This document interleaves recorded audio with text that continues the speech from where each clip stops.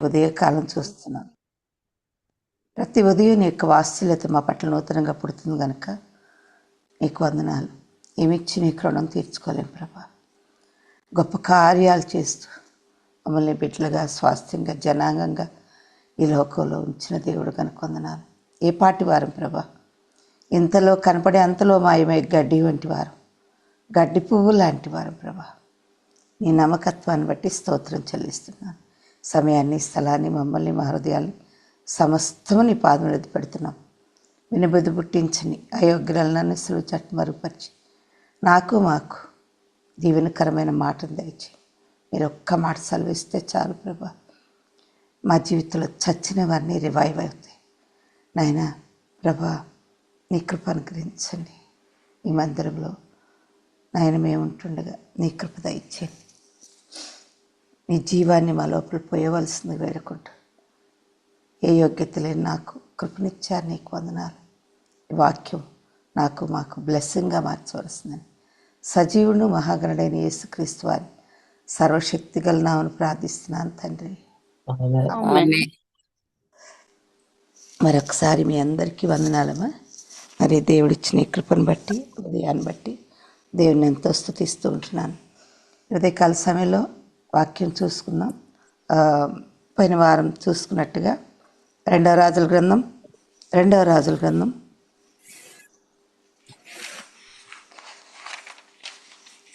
4వ అధ్యాయం మనం చూసినట్లయితే, షునేములో ఘనరాలైన ఒక స్త్రీ ఒక దైవజనుడిని ఎంతగా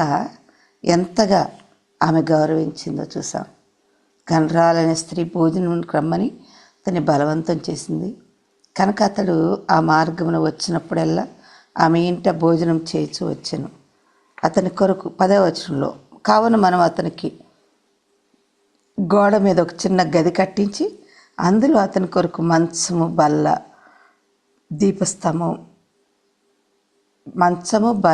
పీట, దీపస్తంభం ఉంచుదాం.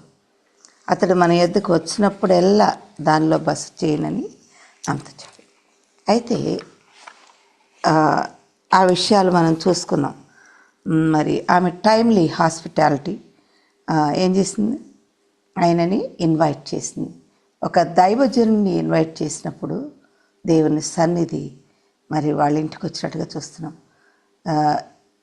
ఈ యొక్క ఘనురాలైన స్త్రీ నిజంగా ఘనతను పొందింది.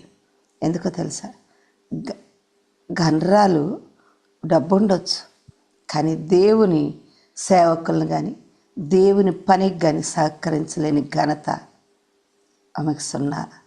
అయితే దేవుడు ఆమె పట్ల చేసిన కార్యాలని మంచము స్పిరిచువల్గా రెస్ట్ అవ్వడానికి, ఆత్మీయంగా, శారీరకంగా రెస్ట్ చేయడానికి ఒక దైవజనుడికి అవకాశం ఇచ్చింది. అంతేకాదు బల్ల, ఫెలోషిప్ ఏంటంటే సహవాసం ఇచ్చింది. ఒక చైర్ అంటే బల్ల పెట్టింది, చైర్ లేకపోతే స్టూల్ అని చెప్పేసింది. ఆమె యొక్క దేవుడికి ఇచ్చే ఘనతని ఆమె ఇక్కడ మనుషులకి ఇచ్చింది. అంటే మనుషుల్ని ఘనపరచమని నేను అంటలేదు, కానీ దైవజనుల్ని, కనపడని దేవుడిని ఆమె తన ఆయన ప్రసన్నతని ఆమె మీద కలిగేలాగా ఒక దైవజనుని, ఒక ప్రాఫిట్ని మరి సన్మానించినట్టుగా చూస్తున్నాం. లేకపోతే థ్రోన్ అంటే దేవుని సహవాసం కోరుకుంది. అంతేకాదండి, హ్యూమిలిటీని, ఆమె తగ్గింపు గుణాన్ని చూస్తున్నాం మనం. టైమ్లీ ఆమె ఎంతగా తగ్గించుకుందో చూసాం. తర్వాత జనరాసిటీ ఉందండి ఆమెకి, టైమ్లీ జనరాసిటీ ఉంది. అందుకనే అవన్నీ ఇచ్చింది. క్యాండిల్ స్టిక్, 7 స్తంభముల మధ్య నివసించే దేవుని సన్నిధిని ఆమె కోరుకుంది. నర్ని ఆత్మ యెహోవా పెట్టిన దీపం, అది ప్రతి మనిషిని వెలిగించాలి. మనం వెలిగించబడిన మనం, ప్రభువుని తెలుసుకున్నటువంటి మనం అనేక మందికి వెలుగు, దీవెనకరంగా ఉండాలని దేవుడు ఆశపడుతున్నాడు. ఉన్నామా? దీవెనకరంగా ఉన్నామా? ఆ దైవజనుడు ఆ ఇంట్లోకి వెళ్ళినప్పుడు ఏం కావాలో చెప్పు అని అడుగుతున్నాడు. ఏం కావాలో చెప్పు అని అడుగుతున్నాడు. ఎంత మంచి సంగతినండి. అయితే మరలా వచ్చే సంవత్సరానికి నీకు ఒక దైవజనుడు ఆమె ఏమంటుంది తెలుసా? 16వ వచనంలో ఆమె ఆ మాట విని, దైవజనుడు అయిన నా ఏలినవాడ అలాగ పలకవద్దు, నీ దాసురాలనైన నాతో అబద్ధం ఆడవద్దును. పిమ్మట ఆ స్త్రీ గర్భవతి మరుసటి ఏట ఎలీషా తనతో చెప్పిన కాలమున కుమారుని కన్ను. టైమ్లీ రిసీవ్డ్ బ్లెస్సింగ్ అండి. టైంలో విత్తుకుంటే టైంలో కోసుకుంటాం. విత్తు కాలమున సోమరి దున్నడు. అందుకని పంట కొయ్యాలంటే చాలా కష్టం. మనం విత్తుతున్నామా?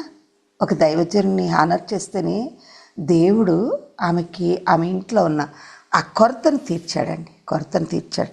ఈరోజు నీవేం చేయాలి, నేనేం చేయాలి అని అంటే నిజంగానే దైవజనుల్ని ఏం చేయాలి? ఘనపరచాలి. అంటే ఒక ప్లేస్మెంట్ అంటూ ఉండాలి. దేవుని సన్నిధిని మనం కనుక్కోవడానికి ఒక ప్లేస్మెంట్ అంటూ ఉండాలి. నిన్న మా ఇంటికి ఒక కుటుంబం వచ్చారు. ఆ కుటుంబం ఏం చేశారు తెలుసా అండి? అంటే గొప్పగా చెప్పట్లేదు.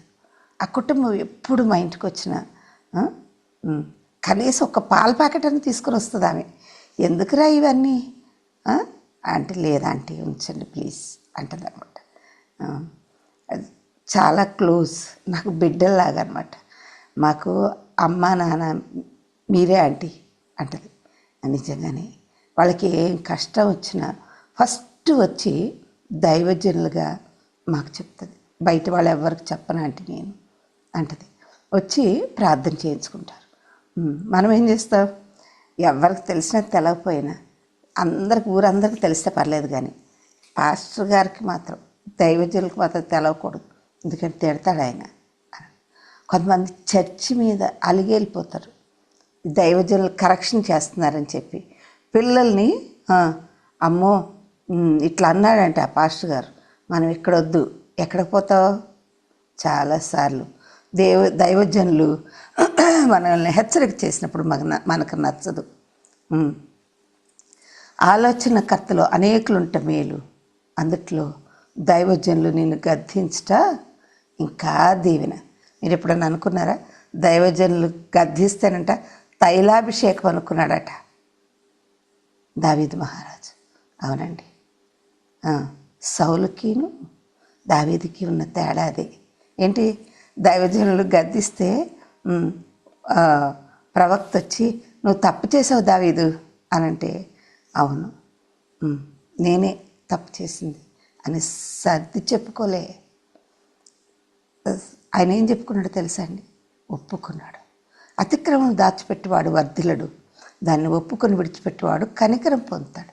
అయితే మనుషుల దగ్గర కాదు, కానీ మనం ఏం చేస్తాం తెలుసా? సమర్థించుకుంటాం, తప్పుని సమర్థించుకుంటాం. మన బిడ్డలు చెడిపోతున్నా పడిపోతున్నా చాలాసార్లు ఏం చేస్తాం? సమర్థించుకుంటాం. అట్లా కాదండి. మీ పిల్లలు బాగున్నారా? ఒక ఆయన ఇలాగే అన్నాడు. మా వారు వాక్యం చెప్తా ఉంటే, మరి మీ అబ్బాయి సంగతి ఏంటండి అన్నారు. నిజమే, మన పిల్లలు చాలాసార్లు దైవజనుల పిల్లల్ని సాధారణ వెంబడిస్తూ ఉంటాడు. నేను అదే అంటాను, మా పిల్లలు చెడిపోయారనుకోండి, అప్పుడు మీరు వచ్చి మాకు చెప్పాలా, ఊరంతా చాటిచ్చిన తర్వాత అప్పుడు చెప్పకూడదు అని చెప్తాను. నేను మీ పిల్లలు చెడిపోయారనుకోండి, వెంటనే ఏం చేస్తాం? వెంటనే చెప్తాను. ఎందుకంటే తల్లిదండ్రులుగా మీరు మందేయాల. వాళ్ళు మా మందిరంలో ఉపవాస ప్రార్థన ఆల్ నైట్ ప్రేయర్ అవుతున్నప్పుడు ఒక పాప బాగలేకపోతే కడుపు నొప్పి అని ఏడుస్తుంది. నేను పిలిచి తండ్రికి చెప్పాను, నాన్న వెంటనే హాస్పిటల్కి తీసుకెళ్ళు. ఎందుకని? వెంటనే రియాక్ట్ అవ్వాలి నువ్వు. ఇంకా పాపం హాస్పిటల్లోనే ఉందండి, ఆ బిడ్డకి కడుపులో నొప్పి అని చెప్పి ఏమేమో టెస్టులు రాస్తున్నారు. నిజంగానే హాస్పిటల్కి తీసుకెళ్ళి మన ఫ్రైడే రోజు నుంచి అక్కడే ఉందన్నమాట. ఎందుకు? సీరియస్ అయిపోతే చాలా కష్టం తల్లిదండ్రులుగా మీకు. అందుకని నాన్న ప్లీజ్ టేక్ కేర్ అని చెప్పాను. మరి నిజంగానే అండి, ఆ బిడ్డని హాస్పిటల్కి తీసుకెళ్ళారు. ఇప్పుడు అన్ని టెస్టులు చేస్తున్నారు, కనుక్కుంటా ఉన్నారు. ఎంత భయంకరమైన పెయిన్ అంటే అండి, మన పిల్లలు ఈ యొక్క పాపం యొక్క పెయిన్ని అనుభవిస్తూ ఉన్నప్పుడు దేవుని మందిరానికి తీసుకెళ్ళాలి, ప్రార్థన చేయాలి. గ్రూప్లో పెట్టింది ఆమె, దయచేసి నా బిడ్డ కోసం ప్రార్థన చేయండి. మరి మన పిల్లలు చెడు ఒక శారీరకంగానే అంత బాధపడతా ఉంటే ఆత్మీయంగా బాగలేని మన పిల్లల నిమిత్తమై దైవజనులు దైవజనుల చేత ప్రార్థన చేయించుకోవాలి, ఉపవాస ప్రార్థనలో ఉండాలి. మరి మనము చాలాసార్లు ఏం చేస్తాం, మరి చాలాసార్లు మనం కప్పిపుచ్చుకుంటాం. ఇదిగో అయితే ఆ స్త్రీ గర్భవతి ఎలీషా తనతో చెప్పిన కాలమున ఇన్ టైం బిడ్డను కనిందంటారు. ఆ బిడ్డ ఎదిగిన తర్వాత ఒకనాడు కోత కోయేవారొద్దున్న తన తండ్రి దగ్గరికి పోయి అక్కడ ఉండగా వాడు నా తలపోయిని అని తన తండ్రితో చెప్పాను. ఏమొచ్చిందంటండి? తలనొప్పి వచ్చింది. తండ్రితో చెప్పాడట. చెప్తే ఏం చేస్తున్నాడు తెలుసా? అతడు వాడిని ఎత్తుకుని తల్లి ఎద్దుకు తీసుకుని పోమ్మని తన పనివారిలో ఒకరికి చెప్పగా పొలంలో పనిచేస్తున్నాడు. అయితే వాడు ఆ బాలని ఎత్తుకుని వాని తల్లి ఎద్దుకు తీసుకుని పోయాను. పిల్లవాడు మధ్యాహ్నం వరకు తల్లి తొడ మీద పండుకొని ఉండి చనిపోయాను. తల్లి తొడ మీద పడుకొని ఉండి చనిపోయాను. అమ్మ, ఆత్మీయంగా చాలామంది పిల్లలు చనిపోతూ ఉన్నారు. ఎందులో తలనొప్పి అంట. పిల్లలకే తలనొప్పి వచ్చింది. ఈ మధ్యలో తలకాయల నొప్పులు ఎక్కువైపోయింది. చిన్నప్పుడే పుట్టంగానే అద్దాలు వేయించేస్తున్నారు. ఎందుకో తెలుసా? ఆడి చేతికి ఫోన్ ఇచ్చి చెడగొట్టేస్తున్నారు. ఏం చేయాలా ఆంటీ? ఫోన్ ఇకపోతే ఊరుకోవట్లేదు. నువ్వే అలవాటు చేస్తున్నావు. నీ పని చేసుకోవడానికి ఇంకా వేరే ఏం లేవా? ఆడుకుంటానికి వాడికి ఏం చేయాలి? ఏదో ఒకటి మభ్య పెట్టాలి. కానీ ఫోన్ చేతికిచ్చి పాముని చేతికిచ్చినట్టుగా చేస్తున్నామ్మా. అది ఎప్పుడైనా కాటేస్తుంది. ఆ కళ్ళ అప్పుడు జబ్బుతోనే ఆయన దేవుని మహిమార్థమై ఆ బిడ్డ అట్లా అయినాడు. కానీ ఈ రోజుల్లో పాముని చేతిలో పెట్టినట్టు మనమే జబ్బులను తీసుకొని వచ్చేస్తున్నాం. తల్లులంగా వీళ్ళు చూస్తా కూర్చుంటారు, పిల్లలు వెనకాల కూర్చొని చూస్తుంటారు. అమ్మా, అంత అవసరమా? నీ బిడ్డ నీ గురించి ఏం సాక్ష్యం చెప్పు? నువ్వైతే అంతసేపు చూస్తావు, కానీ నేను చూడొద్దా? ఎప్పుడు నేను స్కూల్కి వెళ్ళినప్పటి నుంచి వచ్చే వరకు చూస్తూనే ఉన్నావు కదా, నాకు తెలుసులే అంటారు. కొంతమంది పిచ్చి అయిపోయింది, ఆడవాళ్ళు పిచ్చి. ఈ సీరియల్స్ తర్వాత ఏంటి చూసేది? నీ టైం ఎక్కడ గడుపుతున్నావు? ఇది సమయమా? నువ్వు చేసే పనులకి ఈజ్ ఇట్ టైం? దేవుని వాక్యం చదువుకుంటున్నావా? ప్రార్థన చేస్తున్నావా? అనేకులు నశించిపోతా ఉంటే, నీ పక్కనింట్లో కాలిపోతూ ఉంటే నువ్వు మాత్రం నిమ్మకు నీరెత్తినట్టు ఏం చేస్తున్నావు? నీళ్ళు కాలదనుకుంటున్నావా? నెక్స్ట్ నీళ్ళే. అందుకని ప్రార్థించాలమ్మా. దేవుళ్ళు ఎక్కడుగుతాడు? మనల్ని అక్కడ ఒక రిప్రజెంటేటివ్గా పెట్టాడు. ఆ వీధిలో, ఆ దేశానికి, ఆ పట్టణానికి, ఆ రాష్ట్రానికి మనం దీవెనకరంగా ఉండాలి. స్త్రీలమైన మనం హెచ్చరిక చేయాలి. నాకెందుకులే అనుకోకు నాన్న. దేవుడు మనల్ని పుట్టించింది ఒక పర్పస్ తోటి. ఆ పర్పస్ చేయకుండా మనం దాటిపోకూడదు. దేవుళ్ళు ఎక్కడికి పోతున్నాడు? మరి ఈ రోజున ఆమెంట ఏం చేస్తుందో తెలుసా అండి? చూడండి, ఆమె ఒక దైవజనుడికి ఆతిథ్యం ఇచ్చినందుకు దేవుడు ఆమె ఇంట్లో ఉన్న కొరత, ఒక కొరత తీర్చేశాడు. ఇన్ టైంలో దేవుడు చేసేసాడు. నీ జీవితంలో ఇప్పుడు నువ్వు చేస్తున్న పని ఇన్ టైం. ఇప్పుడు విత్తుకుంటావు, ఒకటే విత్తనం విత్తుతావు అనుకోండి, అది 100 పండ్లు కాసి చెట్టుగా ఉంటుంది. ఆ దైవజనుడికి ఆమె ఇచ్చిన ఆతిథ్యము ఎక్కడ ఫలించింది? ఎప్పుడు ఫలించాలో ఇన్ టైం, ఆ కాలమున ఫలించిందంట. నువ్వు కూడా నీవు చేసే ప్రతి పని ఏం చేస్తుంది? దైవజనులకే కాదు, నువ్వు చేసే ప్రతి యేసుప్రభువుని కలిగి చేసే ప్రతి కార్యం, పక్కింటి వాళ్ళే అవ్వచ్చు, ఎవరో అవ్వచ్చు, ఇన్ టైంలో నువ్వు హెల్ప్ చేసావంటే. కొంతమంది ఏం చేస్తారు తెలుసా? నాకు తెలిసిన కొంతమంది అక్కోళ్ళు ఉన్నారు, భలే మంచితనం చూపిస్తారు. మీ ప్రేమ తెలివితో ఉండాలట. అప్పులు ఇప్పించేస్తారు. అప్పులన్నీ వచ్చి అక్క మీద పడిపోయినాయి. లక్షలు పెన్షన్ అంతా అప్పులకి. అప్పులు ఇప్పిస్తారా? వాళ్ళు షూరిటీ ఉంటారు వీళ్ళు. అట్లాంటి ఎవరికి పూట పడద్దు. మీరు చేయగలిగిన సహాయం చేయి, చేయలేకపోతే వదిలేసి.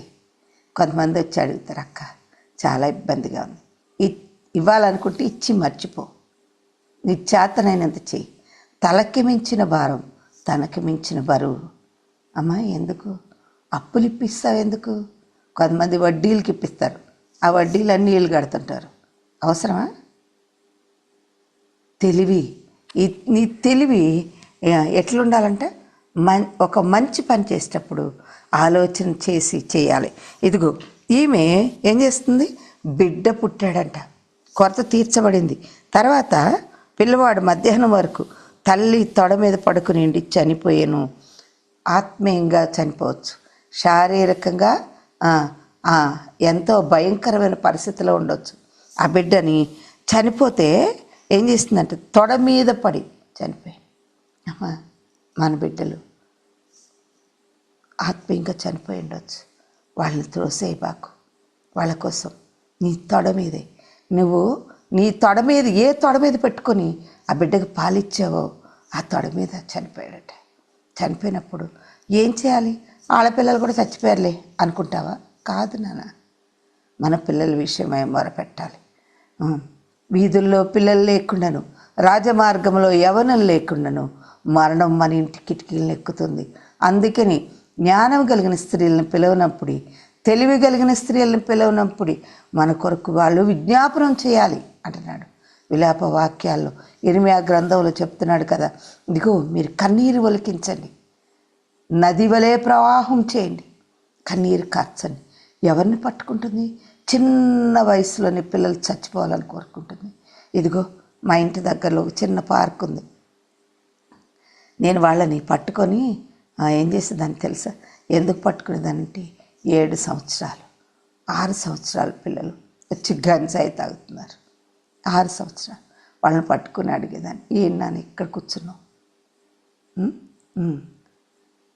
వాళ్ళ అప్పుడే పెద్దవాళ్ళు యవనస్తులు కూడా వస్తారు, వాళ్ళని కూడా పట్టుకుంటాను. ఒకసారి నేను ఎందుకో 12 గంటలకి బయటికి వెళ్ళాను. వెళ్తే పిల్లలందరూ, యవనస్తులందరూ, ఆడపిల్లలు కూడా ఉన్నారు. ఏం చెప్తారో తల్లిదండ్రులతోటి, ఏ హాస్టల్లో ఉంటారో, ఏ రూమ్స్లో ఉంటారో కానీ ఆడపిల్లలు కూడా వచ్చి తాగుతున్నారు సిగరెట్లు. వాళ్ళని పట్టుకొని చెప్పాను, నాన్న మంచిది కాదు. అందరూ పారిపోయారు నన్ను చూడగానే. నేనంటే పోలీస్ ఆమె అనుకుంటారంట అక్కడ. ఎందుకు అనుకుంటారో తెలియదు, కానీ ఆంటీ గమనిస్తూ ఉంటుంది. బాగా తాగి ఉన్నారు మా వాళ్ళందరూ. ఎందుకు మమ్మీ, వాళ్ళ దగ్గర ఏమన్నా ఉంటాయి, వాళ్ళు నిన్ను వచ్చి ఏం చేస్తారంటే ఏం చేస్తారా, ఏం చేస్తారు? వాళ్ళని కష్టపెట్టి మాట అంటే ఏమన్నా చేస్తారు. నాన్న ఎందుకు నాన్న, అమ్మ నాన్న కష్టపడి డబ్బులు తీసుకుని వచ్చి సిగరెట్లు తాగడం ఏంటి, కోకులు బీర్లు అవి ఇవి పోసుకుని తాగడం ఏంటిరా? మీ అమ్మ ఎంత కన్నీరు కారుస్తుందో తెలుసా, ఎంత వెతుకుతుందో తెలుసా? నువ్వు వచ్చే వరకు వాళ్ళు ఎవరైనా సరే ఎంత ఏడుస్తుందో తెలుసా అమ్మా? వెళ్ళండి నాన్న, ఇంటికి వెళ్ళండి, మీ భవిష్యత్తులు పాడు చేసుకోకండి. ఒకసారి మా ఇంటి పక్కనే అబ్బాయి పొద్దున్నే తాగడానికి వెళ్ళి 10:30కి ఒక ట్రక్ కింద పడిపోయి చచ్చిపోయాడు. ఆ చుట్టుపక్కల ఉన్న యవనస్తులు అందరూ ఇళ్ళకి వెళ్ళి బతిమలాడి చెప్పా, అమ్మ మీ పిల్లలు జాగ్రత్త అమ్మా. ఎందుకో తెలుసా, మన ఇంటి ముందే ఈ కార్యం జరిగింది, ఈ పని జరిగింది, పిల్లోడు చచ్చిపోయాడు. తెచ్చుకోగలవా? తెచ్చుకోలే. నీ అంతటి నువ్వు బాగు చేసుకోగలవా? చేయలేవు. దేవుని అవసరం ఉంది. వాళ్ళు నరకానికి పోకుండా తప్పించుకోవాలి. ఎందుకంటే తాగి తిరిగితే సంతోషమా? నీకు ఒక మంచి పేరు తెస్తే సంతోషమా? నీ పిల్లల కోసం నువ్వు ఏం చేయాలి? మరి ప్రయాసపడాలి. వాళ్ళ చుట్టూ కంచెగా ఉండాలి. తల్లిగా నువ్వే కంచెగా ఉండాలన్న. ఇదిగో తల్లిగా ఆమె కంచెగా ఉందంట. చూడండి ఏం చేశాడు, పిల్లవాడు మధ్యాహ్నం వరకు తల్లి తొడ మీద పడుకుని చనిపోయింది. అప్పుడు ఆ వానిని దైవజనుని మంచం మీద పెట్టి తలుపు వేసి బయటికి వచ్చి దైవజనని మంచం మీద పెట్టిందంట. ఆయన దేవుని యొక్క శక్తి గలవాడని ఆమెకు తెలుసు. అందుకని ఆ ఒకవేళ ఆమె గన ముందటి కాలానికి దైవజనుడికి ఏ మంచము ఏ రూము లేదనుకోండి, ఎక్కడికి పోయేది? దైవజనుడికి భోజనం పెట్టి పంపించేసేది అనుకోండి, ఆమె ఎక్కడ పెట్టేది? కానీ దేవుని యొక్క ప్రార్థన, దేవునికి ప్రార్థన చేసిన ఆ గదిలోనికి ఆ పిల్లవాడిని తీసుకుని వెళ్ళి పడుకోబెట్టిందండి. మన కొరకు ప్రార్థన చేసే వాళ్ళ దగ్గరికి అందరికీ చెప్పక్కర్లేదు, మన పిల్లవాడిని తీసుకుని వెళ్ళాలి. దేవుని మందిరంలో పనిచేయడం వాళ్ళకి నేర్పించాలి. దేవుని సేవకులతోటి వాళ్ళని నడిపించాలి. ఎప్పుడైనా నడిపించారా? ఇంతవరకు బాగా దైవజనుడు బ్యాగ్ పట్టుకుని కూడా నడిచేవాళ్ళు. ఇప్పుడేంటి, వీళ్ళ బ్యాగులు పట్టుకుని నడవాల్సి వస్తుంది. అమ్మా మా పిల్లోడా, నేను తీసుకొస్తా పాస్టర్ గారు, రే బాబు ఇట్రారా. ఏం మర్యాదలు నేర్పుతున్నారండి పిల్లలు. సేవకుడు గదిలోనికి వచ్చి అక్కడ పడుకోబెట్టి తలుపు దగ్గర వేసి వచ్చిందంటే ఆమె మది తలుపు మూసింది. ప్రార్థన చేసుకుంటే పరిగెత్తుకుని ఏమందంటే మంచం మీద పెట్టి తలుపు వేసి బయటికి వచ్చి ఒక పనివాణిని, ఒక గాడిదను తన యుద్ధకు పంపమని, నేను దైవజన్య యుద్ధకు పోయి వచ్చేదనని తన పెనిమిటితో ఆమె అనగా ఇన్ఫర్మేషన్ ఇచ్చింది. తన పెనిమిటికి నేను దైవజన్ దగ్గరికి వెళ్తున్నాను అని చెప్పి ఇన్ఫర్మేషన్ ఇచ్చి పంపించింది. చెప్పి అతడు వచ్చేదినని చెప్పి తన పెనిమిటితో ఆమె అనగా అతడు నేడు అమావాస్య కాదే, విశ్రాంతి దినం కాదే, అతని యొద్దకు ఎందుకు పోదు అని అడగగా, అమావాస్య రోజున విశ్రాంతి దినం రోజున ఆమె మందిరానికి వెళ్ళే అలవాటు ఉందన్నమాట. అందుకని తన భర్త ఏమని చెప్తున్నాడు, ఏం చెప్తున్నాడు, కొంతమంది బంధువులు వస్తే చాలు మందిరం మానేస్తారు. అప్పుడే వస్తారు ఎవరు? బంధువులు. వాళ్ళు వస్తారని తెలిసినా తెలియకపోయినా మందిరంకి వెళ్ళడం ఆపకూడదు. నువ్వు దేవుని సన్నిధిని ఎంత ప్రేమిస్తావో, దైవ సన్నిధిని ఎంత ప్రేమిస్తావో ఏం చేయాలంట? అన్నిటి తలుపులు మూసేసి ఏం చేయాలి? ఆ మరణము ఇంటి లోపలికి వచ్చినా సరే ఏం చేస్తుంది ఆమె? చక్కగా తలుపులు మూసేసి దైవజనుని ఇంటికి బయలుదేరి. ఆమె అమావాస్య కాదే, విశ్రాంతి దినం కాదే, ఎందుకు వెళ్తుంది? భర్త కూడా చెప్పలే బిడ్డ చనిపోయాడని. అదిగో చూడు ఏమైందో అంటాడేమో అని ఏం చేస్తుంది? దైవజనుని ఎద్దుకి అతని ఎద్దుకి ఎందుకు పోవుదు అని అడగ్గా ఆమె నేను పోవటం మంచిదని చెప్పి, ఎందుకు మంచిది? ఏది మంచిదమ్మా నీకు? పోవటం మంచిది అందట. నేను వెళ్ళడం మంచిది, ఇట్ ఈస్ గుడ్. నీకు ఏది మంచిదో అర్థమవుతుందా? ఏది మంచిది? నీ జీవితంలో మంచి వాటిని వదిలిపెట్టేస్తున్నావు. మంచిది దేవుని సన్నిధిలో గడపడం, దైవజనులతో కలిసి ప్రార్థన చేయడం, దైవజనులతో కలిసి దేవుని పనిలో సహకరించడం మంచిది నీకు. It is good. సహకరిస్తున్నావా? పని ఉందండి, పనిలేని వాళ్ళందరూ మందిరానికి వెళ్ళినప్పుడు అట్టు పనున్న నీకే ప్రపంచ భారం అంతా మోస్తున్నట్టు ముఖం పెడతారు. నాకు తెలిసి నాకు దైవజనులు ఉన్నారు. వాళ్ళు మనం ఎట్లుండాలంటే తెలుసా? యెహోషువ ఆ యుద్ధానికి వెళ్ళినప్పుడు మోషేని ఏం చేస్తారు? చేతులు పట్టుకొని కర్ర ఎటువైపు పెడితే అక్కడ వాళ్ళందరూ గెలుస్తున్నారంట. అందుకని ఆ దైవజనుని చేతులు లేపడానికి అటొకరు ఇటొకరు ఉన్నారంట. ముందు ఒకళ్ళు ఉండి యెహోషువ యుద్ధం చేశాడటండి. యుద్ధం చేశాడట.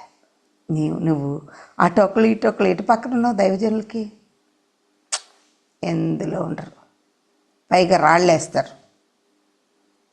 దేవుని పనిలో ప్రార్థించే మూడో వ్యక్తిగా ఉన్నావా? చెయ్యి పైకెత్తే వ్యక్తిగా నువ్వు ఉన్నావా?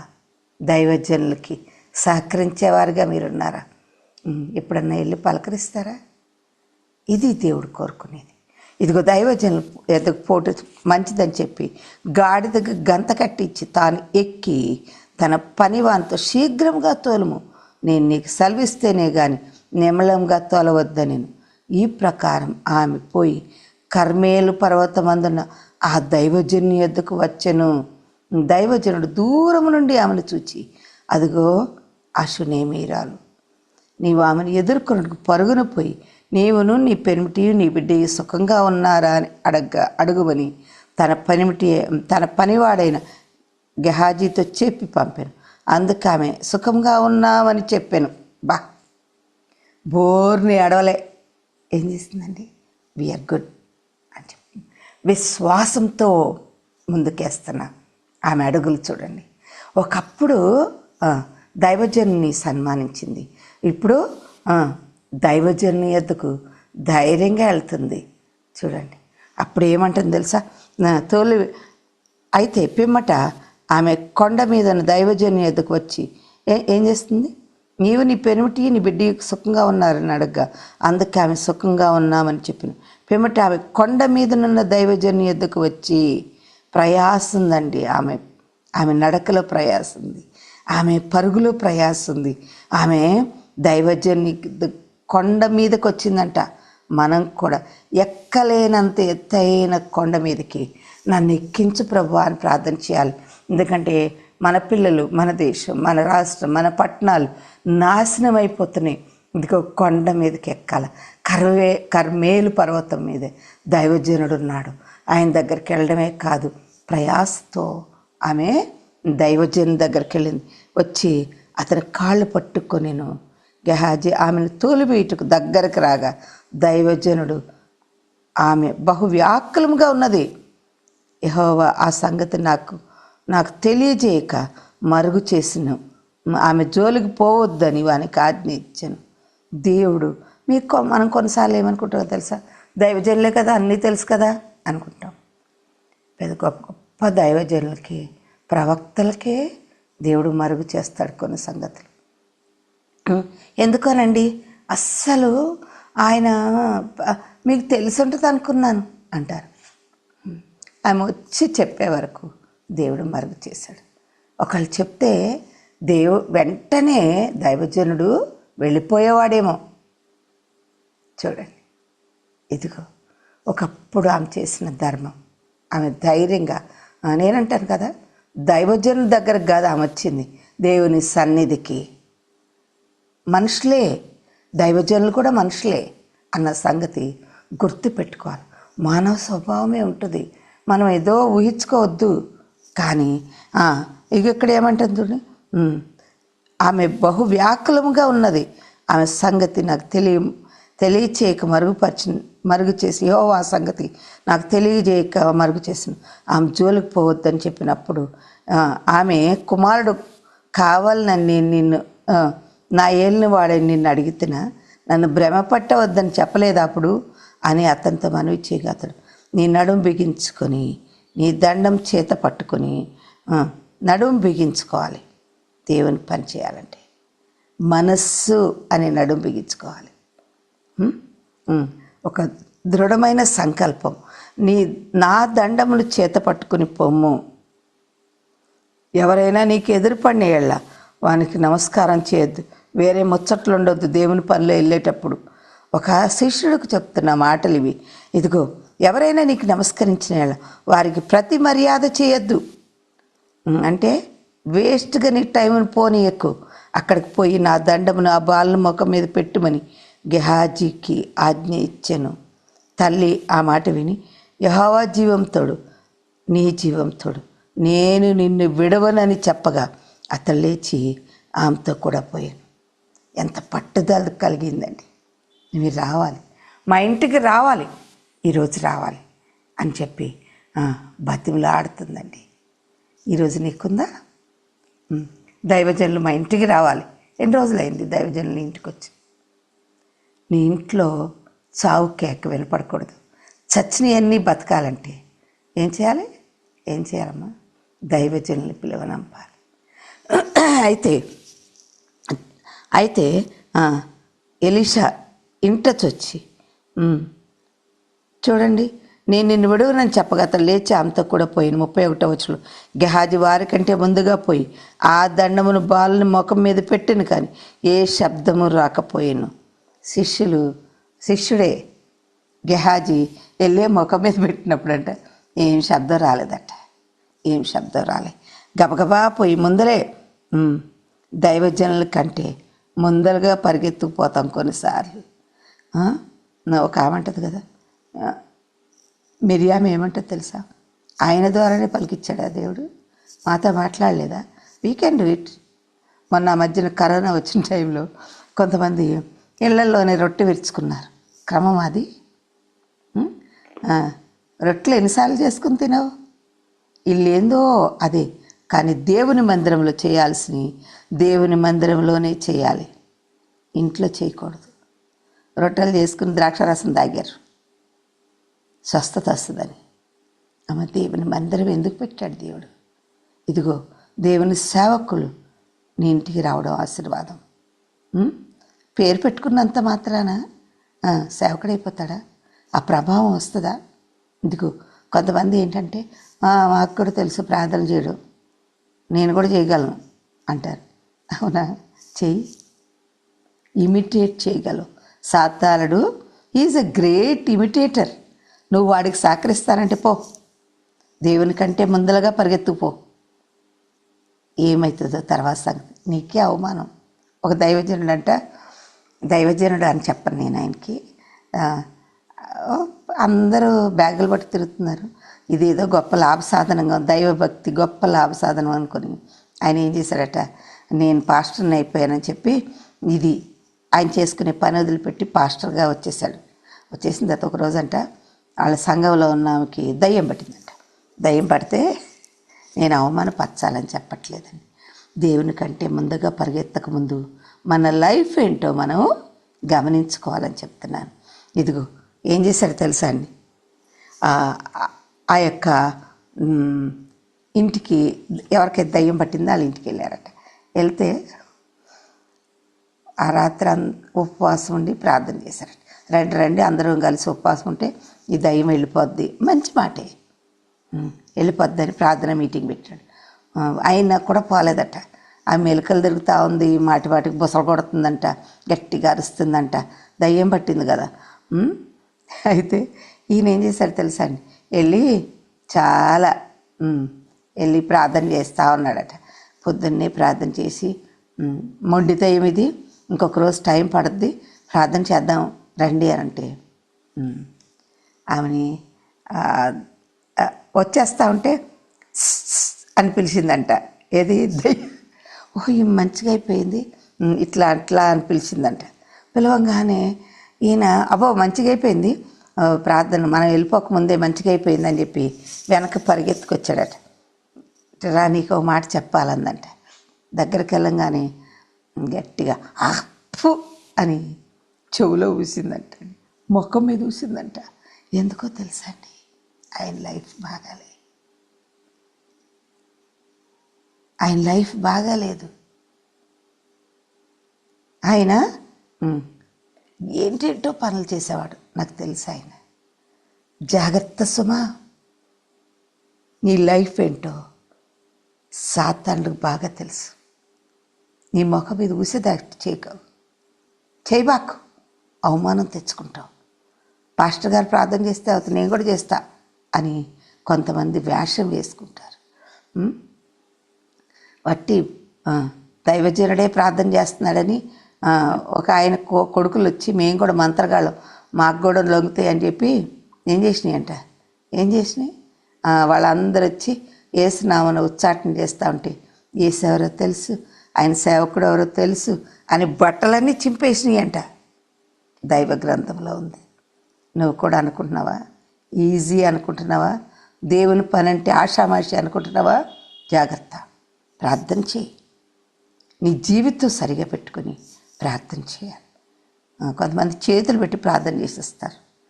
చేతులు పెట్టి ప్రార్థన చేసే హక్కు నీకు లేదు.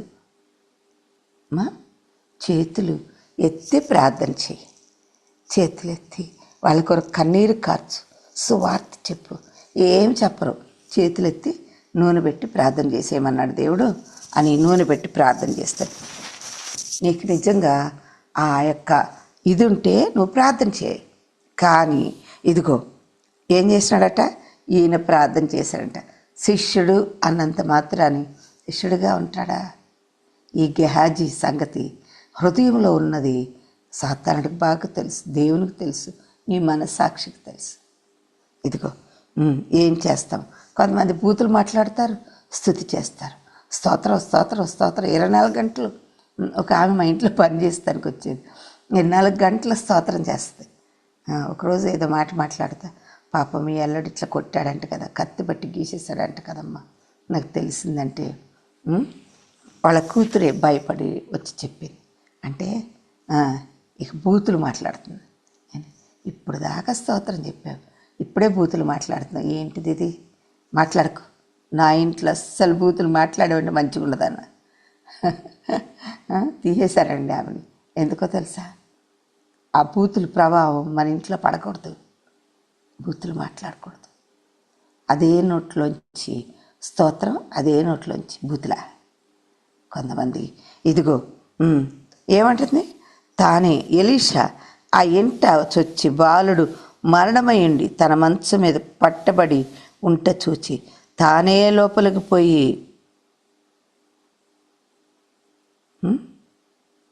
ఏమంటున్నాడు, గెహాజీ వచ్చి ఎదుర్కొని వచ్చి బాలుడు మేలుకొనలేదని చెప్పాను.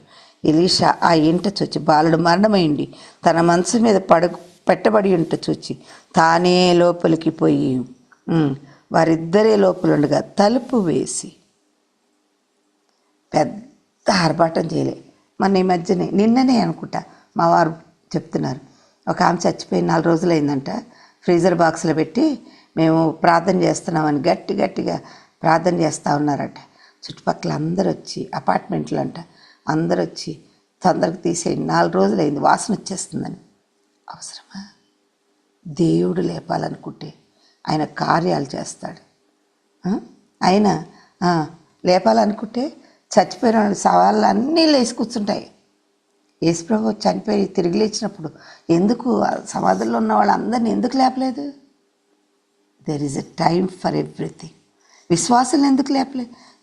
చెరగా పట్టుకుని పోతాడట, దాని కొరకు సిద్ధపడాలి.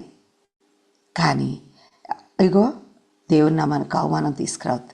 ప్రార్థన చేసి నేను లేపేస్తా అని చెప్పి ఆమె ప్రార్థన చేస్తూ ఉందంట. ఎందుకు నీకు ఆ పట్టని జగడంను, నీకు పట్టని వాటిని ఎందుకు చేస్తావు?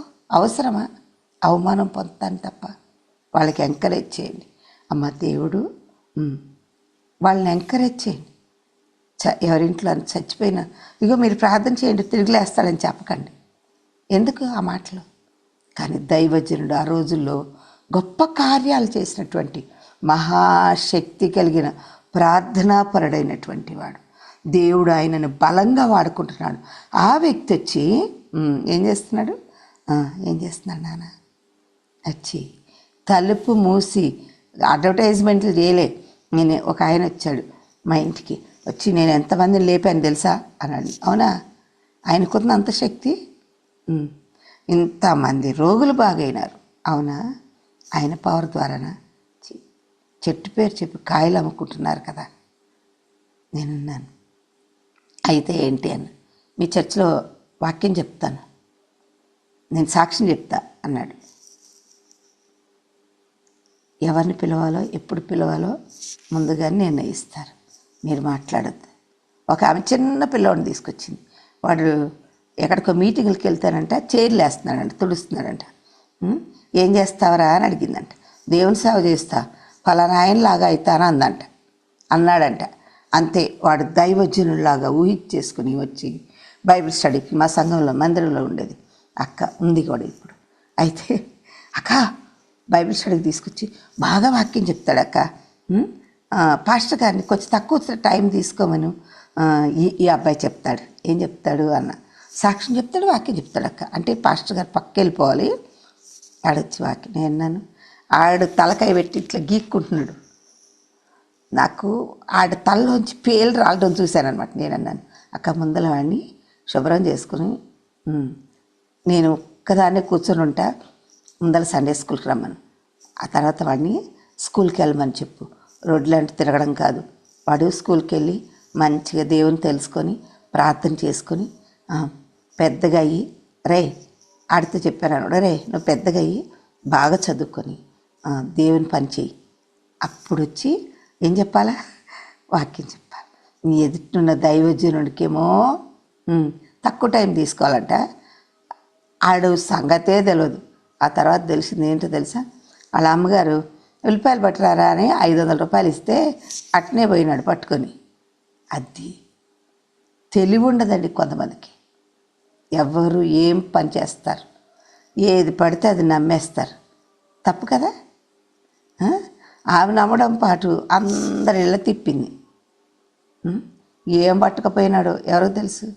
ఒకరోజు అడిగాం, ఏమయ్యాడమ్మా మీ ఇంట్లో అబ్బాయి అంటే, వాళ్ళ అమ్మాయికి నవ్వి గట్టిగా, మా అమ్మ అంతే ఆంటీ, ఏమైనాడంటే పారిపోయినాడు అని చెబుతూ. ఇదిగో నా పేరిట అనేకలు వచ్చి మిమ్మల్ని మోసం చేస్తారని దేవుని వాక్యం. అందరినీ నమ్మద్దు, నేను త్వరగా ముగించేస్తాను. అయితే తానే లోపలికి పోయి వారిద్దరి లోపల ఉండగా తలుపులు వేసి యెహోవాకు ప్రార్థన చేసి ఏం చేస్తున్నాడు? లే పైకి లే అని చెప్పలే, ప్రార్థన చేశాడు. ఒక చచ్చిపోయిన బిడ్డ విషయమై ప్రార్థన చేయాలి. నువ్వు ప్రార్థన చేస్తే దేవుడు చేసే పని దేవుడు చేస్తాడు. ప్రార్థన చేయి. నీ బిడ్డల విషయం, నీ సండే స్కూల్ బిడ్డల విషయం, అందరి విషయం, యవనస్తుల విషయం కన్నీరు కార్చి ఒక లిస్ట్ వేసుకో. సోమవారం పలానా పిల్లల కొరకు ప్రార్థన చేస్తా, మంగళవారం పలానా స్త్రీ కొరకు ప్రార్థన చేస్తా, బుధవారం యవనస్తుల కోసం ప్రార్థన చేస్తా, గురువారం దైవజనుల కొరకు ప్రార్థన చేస్తా. ఉందా నీకు? ప్రార్థన చేయాలి. చనిపోయిన పిల్లలు పెద్దలు చాలామంది ఉన్నారమ్మా, వాళ్ళ కోసం నువ్వు ప్రార్థన చేయాలి. నీకు ప్రార్థన చేసి మంచం మీద ఎక్కి బిడ్డ మీద తను చాచుకొని తన నోరు వానికి నోటి మీద, తన కండ్లు వాని కండ్ల మీదను, తన చేతులు వాని చేతుల మీద ఉంచి బిడ్డ మీద పొడవుగా పండుకొనగా ఆ బిడ్డ ఒంటికి వెట్ట పుట్టెను. తాను దిగి ఇంటిలో యువతల నుండి అవతలకు ఒకసారి తిరిగి నడిచి మళ్ళా మంచం మీద ఎక్కి వాని మీద పొడవుగా పండుకొనగా బిడ్డ 7 మార్లు తుమ్మి కండ్లు తెరిచెను. అప్పుడతడు గెహాజీని పిలిచి ఆ షునేమీరాలకి నీ పిలువమనగా పిలుచుకుని రమ్మనగా వాడు ఆమెను పిలిచెను. ఆమె అతని ఎద్దుకు రాగా అతడు నీ కుమారుని ఎత్తుకొనుమని ఆమెతో చెప్పాను. నీ కుమారుని ఎత్తుకొనాలి. చనిపోయిన తిరిగి లేచిన కుమారుని ఎత్తుకోవాలి. నీకు తెలుసా అండి, యేసయ్య కూడా ఎత్తుకుంటాడట. ఎవరినో తెలుసా? ఎవరిని ఎత్తుకుంటాడు? పాలిచ్చే గొర్రెల్ని ఎత్తుకుంటాడట, మెడ మీద మోస్తాడట. నువ్వు అనేకులను కని దేవుని దగ్గర నడిపించి సంఘములో చేర్చి వాళ్ళని పెంచుతావు చూడు, నువ్వు ఆయన మెడ మీదే ఉంటావు. ఇదిగో ఈమె ఒకప్పుడు చేసింది దైవజనుడికి, అది దేవుడు రుణంగా ఉంచుకోలేదు. మీరు చేసే ప్రతి పని దేవుడు దానికి ఎన్ని మేళ్ళు చేస్తున్నాడు చూడండి.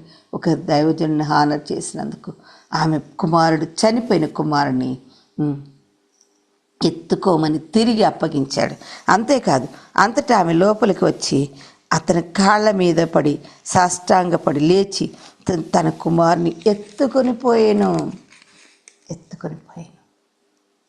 ఒక మేడ మీద గది కట్టించినందుకు తన కుమారుణ్ణి బతికించుకోగలిగింది. నీ ఇంట్లో దేవునికి స్థలం ఇవ్వాలి, దేవుని యొక్క ప్రభావానికి స్థలం ఇవ్వాలి. ప్రార్థన రూమ్ అంటూ ఉండాలి. నీకు ప్రార్థించే స్థలం ఉండాల. అక్కడ కూర్చుని ప్రార్థన చేయాలి.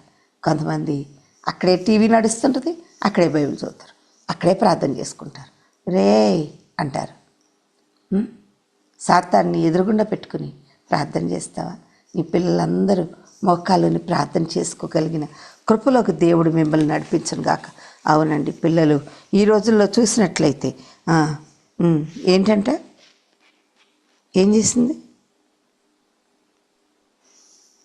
చక్కగా ప్రార్థన చేసి సాష్టాంగపడి దేవునికి వందనాలు చెప్పిందనమాట. ఆయనకు కాదు, అసలు దేవునికి వందనాలు చెప్పి దేవా ఈ యొక్క దైవజనుడు నా ఇంటికి పంపించావు, నా ఇంట్లో ఎన్ని గొప్ప మేళ్ళు చేశావు అని సాష్టాంగ పడిందంట. దేవునికి మహిమ చెల్లించింది ఆమె. అలాగే నీవు కూడా ఏం చేయాలి? మనం దేవునికి వందనాలు చెప్పాలి, కృతజ్ఞత కలిగి ఉండాలి. దేవుడిని ఇంట్లో గొప్ప కార్యాలు చేయాలని ప్రార్థన చేయి, ఉపవాసం ఉండు. ఇదిగో ఆమె 6వ అధ్యాయంలో చూసినట్లయితే, నేను త్వరగా ముగించేస్తాను, ఇంకొక 3 minutesలో నేను చెప్పేస్తాను. ప్రవక్తల శిష్యులు ఎలీషా ఎద్దుకు వచ్చి 6వ అధ్యాయం కాదమ్మా, 8వ అధ్యాయంలో చూసినట్లయితే, 8వ అధ్యాయం, ఒకనాడు ఎలీషా తాను బ్రతికించిన బిడ్డకు తల్లి అయిన ఆమెను పిలిచి, యెహోవా క్షామకాలం రప్పించిపోతున్నాడు, 7 సంవత్సరాలు దేశంలో క్షామం కలుగునని చెప్పి, నీవు లేచి నీవును నీ ఇంటి వారును ఎచ్చట ఉండుటకు అనుకూలము అచ్చటికి పోవడనుగా. దైవజనుడు హెచ్చరిక చేశాడండి. కరువు వస్తుంది, నీవు నీ ఇంటి వాళ్ళు ఎక్కడికి పోయి బ్రతకగలరు, అక్కడికి వెళ్ళమ్మా అని చెప్పారు. ఆస్తుంది కదా, పర్లేదు నేను బతికేస్తా అనలే. దైవజనుడు చెప్పిన ప్రకారం వెళ్ళిందంటండి. నీ ఇంటి వారు అందరూ, నీకు దేవుని హెచ్చరికలు కావాలి అంటే దేవుని మాటలను వినాలి. రాబోయే ఉగ్రత నుండి తప్పించుకోవాలంటే దేవుని వాక్యము నీ ఇంట్లో ఉండాలి. గ్రొక్కుడికి పెట్టుకోవాలి. ఎందుకు గ్రొక్కుడికి పెట్టుకుంటాం? నీ చుట్టుపక్కల ఉన్న వాళ్ళందరినీ పిలవడానికి, హెచ్చరికలు వినడానికి, నీ వలన అనేక మంది ప్రభువుని తెలుసుకోవడానికి. ఇదిగో ఊరందరికి కరువు వచ్చింది, కానీ ఆమెను కరువు నుంచి కాపాడినాడు. ఎందుకో తెలుసా? వచ్చిపోవచ్చున్న దైవజనుడు అని నాకు తెలుసు, ఆయనకు భోజనం పెడతా ఉండింది ఈమె. కరువు కాలంలో దేవుడు ఆమెను పోషించాడు. ఏమంటారు? నువ్వు ఈరోజు గుప్పిలి చాపి నువ్వు గుప్పుడే పెడతావు, కానీ ఎన్ని సంవత్సరములు, 7 సంవత్సరములు కరువులో పోషించాడు దేవుడు ఆమెని. ఎంత అద్భుతం కదా! ఈరోజు కరువులో దేవుడు నీకు సహాయం చేయాలి అంటే, కరువులో నువ్వు పోషించబడాలి అంటే, అనేక మంది దేవుని బిడ్డలను, అవసరతలో ఉన్న వాళ్ళని నువ్వు ఆదుకోవాలి. బీదలను కనుకరించేవాడు యెహోవాకు అప్పిచ్చేవాడంట. ఆయన ఎవ్వరికి రుణస్తుడు కాదు. ఒక దగ్గర ఏమంటాడు తెలుసా? కరువు వచ్చునన్న భయం వాళ్ళ ఇంటి వారికి ఉండదట. క్షామకాలమున తప్పిస్తాడట. అందుకని స్త్రీలమైన మనము దానం ఇచ్చేవాళ్ళంగా ఉండాలి. కొంతమంది పెసనాశ వాళ్ళు ఉంటారు, పిల్లి కూడా భిక్షం పెట్టరు. ఏంటి, ఏం పోగేస్తున్నావు? అప్పట్లో దేవుని మందిరానికి గుప్పుడు బియ్యం తీసి ఏం చేసేవాళ్ళు? దశం భాగంగా తీసుకొని దేవుని మందిరానికి వెళ్ళేవాళ్ళు. మా మందిరంలో చాలామంది చేస్తారండి. అంటే చెప్పట్లేదు, తీసుకెళ్ళాలి. మనం 50 కిలోలు బియ్యం తెచ్చుకున్నాం అనుకోండి, 5 కిలోలు దేవుని మందిరంలోకి వెళ్ళిపోవాలి. అది దైవజనుల పోషణ నిమిత్తమే అవ్వచ్చు, మందిరంలో ఎవరైనా వస్తే వండి పెట్టడానికి అవ్వచ్చు, నీకు అనవసరం. ఉపవాసం ఉంటారు, అవి తీసి పక్కన పెట్టేయాలి. ఎవరికన్నా బీద వాళ్ళకి ఆ రోజున అన్నం పెట్టండి. ఏం చేస్తాం మనం? ఏమి చేయరు. ఉపవాసం ఉంటారు, సాయంత్రం బాగా మెక్కుతారు. ఇది కాదు, అవి బీదలకి ఇచ్చేయాలి. నీ రొట్టెలు నువ్వు ఆ రోజున ఇచ్చింది ఈరోజు ఆమె పోషణకు ఉపయోగపడుతుంది. ఆ రోజు మంచి పని చేసింది, ఈరోజు ఒక జీవము ఆమె ఇంట్లో మళ్ళా తిరిగి రివైవ్ అవడానికి దేవుడు కృపనిచ్చాడు. నీ ఇంట్లో రివైవల్ కావాలంటే, చచ్చిన వాళ్ళందరూ బతకాలంటే దేవుని వాక్యము నీ ఇంట్లో ఉండాలి. దేవుని వాక్యం ద్వారానే వాళ్ళు బ్రతుకుతారు. దైవజనులు పిలిపించుకొని ప్రార్థన చేసుకోవాలి. చచ్చిన సంగతి దైవజనుడికి చెప్పింది. నీ ఇంట్లో చాలామంది చచ్చిపోయిన పరిస్థితిలో ఉండొచ్చు, పాపముల చేతను అపరాధముల చేతను చచ్చిన వారై ఉన్నారేమో. ఈరోజు నువ్వేం చేయాలి? ప్రార్థన పెట్టించుకున్నానా? వాక్యం వినిపించు, పిలిపించుకో. వాక్యం నువ్వు వింటా ఉండు. ఏదో ఒక మాట పట్టుకుంటుంది. బ్రతిమలాడు రాహాబు వేశ్య తన ఇంటి వారందరినీ కాపాడుకుందట. చిన్న పని చేసింది, తన ఇంటి వారందరి రక్షణ కొరకు కారణమైంది. ఇదిగో ఈమె చిన్న పని చేసింది, గొప్ప పని ఏం చేయలే. ఆ? చేసిందండి, రూమ్ ఇచ్చిందండి అని గప్పాలు కొట్టుకోలే. తన ధనములో ఔదార్యం కలిగి కొంచెం చేసింది, తన ఇంటిని అంతటి క్షేమకరంగా నడిపించుకుంది. ఈరోజు నీ ఇంటిని క్షేమకరంగా నడిపించుకోవాలి. నీ ఇంటికి దీవెన కావాలి. నీ ఇంటిలో చచ్చని అని బతకాలి. దేవుని మాట ఎక్కడుంటుందో ఎండిన ఎముకల్లో జీవం పోయగల దేవుడు. నీ ఇంట్లో చచ్చిన వ్యక్తులు ఉన్నారా? వాళ్ళలో జీవం కావాలంటే దేవుని వాక్యం రావాలి. ఎలా వస్తుంది? దానంతటికి అదే రాదు. నీ శక్తి, నీ భక్తి, యుక్తి కాదు కావలసింది. దేవుని సన్నిధిని అనుభవించడానికి పాటలు, వాక్యము, ప్రార్థన నిరంతరం ఉండాలి. ప్రజెన్స్ ఆఫ్ గాడ్ ఉండాలి. దానికి దేవుడిని పట్ల కృప చూపును గాక. ప్రార్థన చేసుకుందాం. Thank you aunty. దయచేసి